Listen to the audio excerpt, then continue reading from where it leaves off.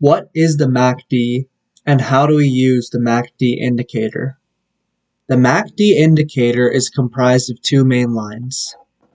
The blue line, which is the MACD line, is calculated by taking the 12-period exponential moving average and subtracting the 26-period exponential moving average.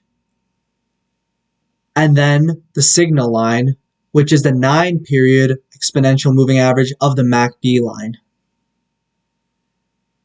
The most valuable part of MACD and the most common trading signal is looking for when the MACD line crosses above or below the signal line. When it crosses above the signal line, it's known to be bullish, and when it crosses below the signal line, it's meant to be bearish. As you can see here, there was two bullish crossovers, both that led to a bullish move, and a bearish crossover which led to a bearish move.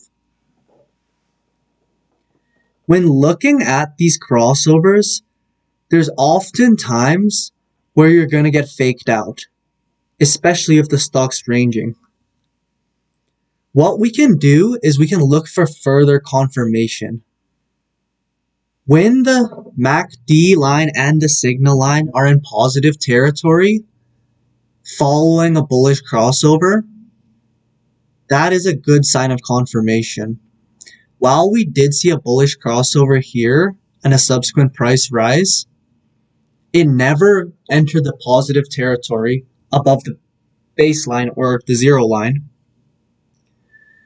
So it's really hard to get that nice confirmation that helps you stay in the rally. On this MACD crossover, which was bullish, we see both lines enter the positive territory, which further confirms the bullish signal. In addition to looking for crossovers, we're also able to look for divergences. While price made a new low, the MACD and signal line made a higher low.